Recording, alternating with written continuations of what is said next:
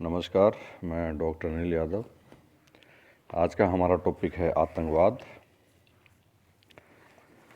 अंतर्राष्ट्रीय राजनीति की शब्दावली में आतंकवाद सामान्य संभवतः नया शब्द है और इस शब्द ने संपूर्ण विश्व का ध्यान अपनी ओर आकर्षित किया है। फिर भी आतंकवाद की कोई सर्वसम्मत और सर्वव्यापी परिभाषा आज तक नहीं ढूंढी जा सकी है। बुनियादी तौर पर किसी भी देश की स्थापित वैध व्यवस्था के खिलाफ हिंसात्मक कार्रवाई को आतंकवादी गतिविधियों में शामिल किया जा सकता है, क्योंकि जो वैध व्यवस्था है वो अवैध हिंसात्मक हस्तक्षेप को कभी भी मान्यता नहीं दे सकती है। आतंकवाद एक ऐसी कार्रवाई है जो प्रत्यक्ष, नियमित, संगठित और केंद्रीकृत नहीं होती है। ये जो आतंकवाद है वह संपूर्ण मानवता के लिए सबसे बड़ी चुनौती बन के उभरा है। इसका खतरा और बढ़ेगा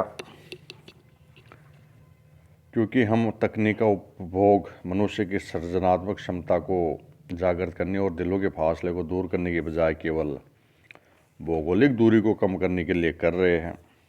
यही वजह है कि नस्ली, धार्मिक और सांस्कृतिक वर्चस्ववादी आतंकवाद आज विश्व के सामने मुख्य चुनौती के रूप में उभर कर सामने आया है।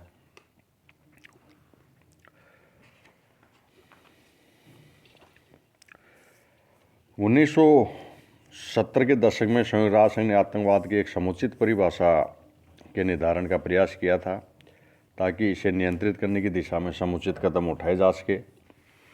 फिर भी इस मुद्दे पर विचार विमर्श के दौरान संयुक्त राज्य अमेरिका के प्रस्ताव में मुख्य बल आतंकवादियों की मनोवृत्ति पर देते हुए यह तर्क दिया गया कि केवल उन्हीं कृत्यों को आतंकवाद के दायरे में रखा जाना चाहिए जिनका उद्देश्य किसी राज्य या अंतर्राष्ट्रीय संगठन के हितों को नुकसान पहुंचाना या उनसे कुछ छूट लेना हो, रियायतें लेना हो, जबकि गुणनिरपेक्ष राष्ट्र द्वारा प्रस्तावित परिभाषा में उपनिवेशवादी, रंगभेदवादी शासन द्वारा मुक्ति, सेनानियों के विरुद्ध की जा रही हिंसा और दमनात्मक कार्रवाइयों को भी इस आतंकवाद की परिभाषा में सम्मिलित करने की मांग की गई थी।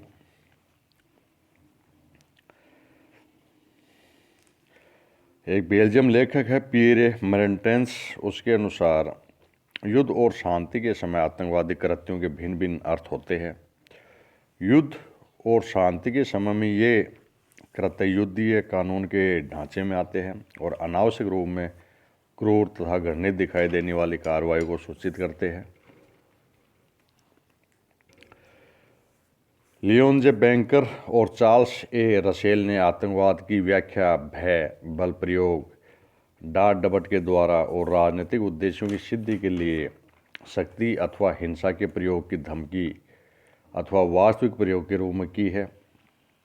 इनके अनुसार आधुनिक आतंकवाद की जड़ 60 के दशक में उन छात्र एवं उग्रवादी आंदोलन में है जो वर्तमान संस्थाओं के विरुद्ध लक्षित था। तो ये कुछ विद्वानों ने आतंकवाद की परिभाषाएं देने का प्रयास किया है। अब कुछ आतंकवादी घटनाओं के बारे में हम चर्चा करते हैं। आतंकवादी घटनाओं के मुख्य उदाहरण जैसे वर्ल्ड ट्रेड सेंटर और पेंटागन पर अंतर्राष्ट्रीय आतंकवादी ओसामा बिन लादेन का आक्रमण या घटना का उदाहरण हम दे सकते हैं। आज लादेन का जो संगठन था अलकायदा, वो विश्व के लिए चुनौती था। हालांकि संयुक्त राज्य अमेरिका में जो 11 सितंबर 2000 को ये आतंकवादी हमले हुए थे और इनका मास्टरमाइंड अलकायदा का सरगना ओसामा बिन लादेन था और उसका खात्मा 1-2 मई 2011 की मध्य रात्रि में पाकिस्तान के इस्लामाबाद से लगभग 100 किलोमीटर दूर एबटाबाद में CIA के कमांडो ने ऑपरेशन के तहत इसको मार गिराया था। वैसे ही भारत में आतंकवाद के बारे में हम चर्चा करें तो जम्मू कश्मीर राज्य के विशेष संदर्भ में आज पाकिस्तान प्रायोजित आतंकवाद से भारत काफ़ी पीड़ित है। देश में कई स्थानों पर बम ब्लास्ट, ट्रेनों में बम ब्लास्ट, ऐसी घटनाओं के माध्यम से पाकिस्तान प्रायोजित आतंकवादी भारत में दहशत फैलाने का प्रयास करते हैं।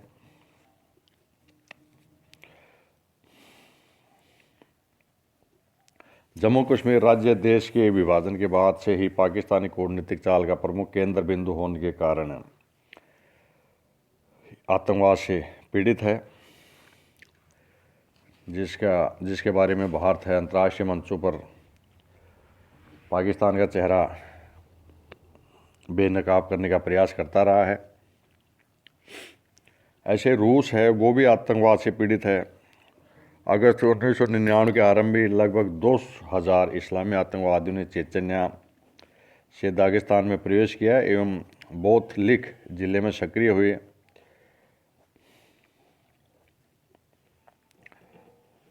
यह आतंकवाद आधुनिकतम हथियारों से लैस थे। रूस के प्रमुख शहरों में एकाएक बम विस्फोट होने लगे। आतंकवादियों की आपराधिक कार्रवाई ने रूस की सरकार को उनके विरुद्ध कड़े कदम उठाने के लिए मजबूर किया।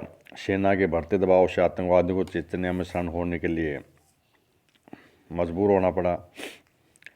चीन में मुस्लिम आतंकवादियों का प्रकोप जारी है। यहाँ के उत्तर पश्चिमी क्षेत्र शिनजियांग में वर्ष 1988 से आंदोलन चल रहा है। वर्ष 1997 में यहाँ के अलगाववादी आतंकवादियों ने चीन के लिए कई बड़े अधिकारियों को मौत के घाट उतारा। ऐसे ही श्रीलंका में जो तमिल आतंकवाद था वो भी किसी से छिपा हुआ नहीं है। स्वतंत्र तमिल ईलम राज्य की मांग इन लिट्टे ने की थी और प्रभाकरन के खात्मे के साथ ही तमिल आतंकवाद का भी एक युग समाप्त हुआ। ऐसे ही अल्जीरिया, सूडान, मिस्र ये भी आतंकवादी घटनाओं से पीड़ित है। तो देखिए, जो आतंकवाद है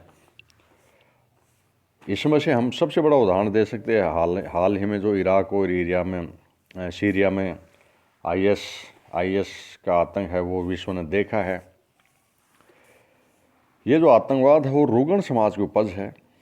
आतंकवाद राज्य एवं समाज के विषैले चरित्र की उपज है। समाज में व्याप्त बहुआयामी विषमता एवं असंतुलन, सामंती एवं औपनिवेशिक मूल्य दृष्टियाँ, क्षेत्रीय असमानताएं एवं आकांक्षाएं, अंधविश्वास, धार्मिक कट्टरता, धर्मगत राज्य व कट्टर राष्ट्रवाद, तकनीकी कौशल का नकारात्मक प्रयोग, राजसत्ता का कुलीनीकरण जैसी घातक प्रवृत्तियाँ, फांसीवाद, उग्रवाद आतंकवाद को बीज, खाद, जल, जमीन प्रदान करती है। आतंकवाद की उत्पत्ति राज्यों में अल्पसंख्यकों या रंग भेदिया, जातीयता और धर्म के नाम पर अपनाई गई दमन और संरक्षण की दोगली नीति के कारण भी हुई है। धार्मिक कट्टरता और जातीय उन्माद और बाहरी राष्ट्र द्वारा किए गए पोषण ने आतंकवाद को और भी तेजी से विकसित किया है। आतंकवाद है वो बीमार सामाजिक व्यवस्था का उत्पाद है। इस आतंकवाद की उत्पत्ति राजनीतिक, आर्थिक और सामाजिक मांगों की एक लंबे समय तक ध्यान न देने या एकाकीपन के परिणाम स्वरूप ये पैदा होता है।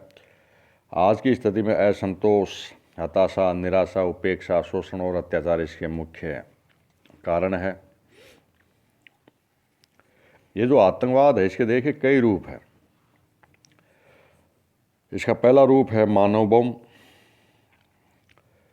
दूसरा है सुगठित और समुचित रूप से वित्त पोषित संगठन, जिसमें अल फतह जो फ़िलिस्तीनी संगठन है, अबू निदाल ये भी फ़िलिस्तीनी संगठन है, इलम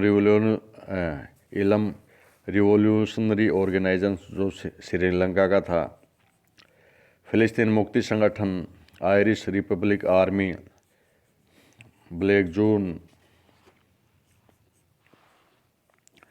ऐसे ही पाकिस्तान में Baloch people's liberation front, Afghanistan में हरकत ई इस्लामी, इजराइल में Abu Nidal organisation, democratic front, ये हम उधर कुछ उदाहरण दे सकते हैं।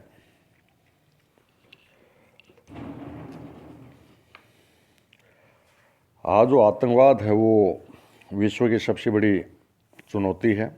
अब आतंकवादी संगठनों के पास भिन्न भिन्न प्रकार के घातक हथियार और विस्फोटक सामग्री उपलब्ध है। नाभिकीय हथियार, रासायनिक हथियार और जैविक हथियार भी आतंकवादियों की पहुंच की सीमा में है। आतंकवादी आज इस स्थिति में है वे किसी भी प्रचलित महामारी के जीवाणु, वायरस प्रयोगशाला में तैयार कराकर उनका औद्योगिक स्तर पर उत्पादन भी कर सकते हैं। इस आतंकवादी घटनाओं से पीड़ित विश्व में आज आतंकवाद के विरुद्ध अंतर्राष्ट्रीय जनमत तैयार हो रहा है। फिर भी स्थिति यह है कि अभी भी विश्व में अनेक राष्ट्र प्रत्यक्ष या परोक्ष रूप से आतंकवाद को अपने निजी स्वार्थों के लिए बढ़ावा देते आ रहे हैं। तो आज हमने इस वीडियो में आतंकवाद के बारे में विचार विमर्श किया है। धन्यवाद।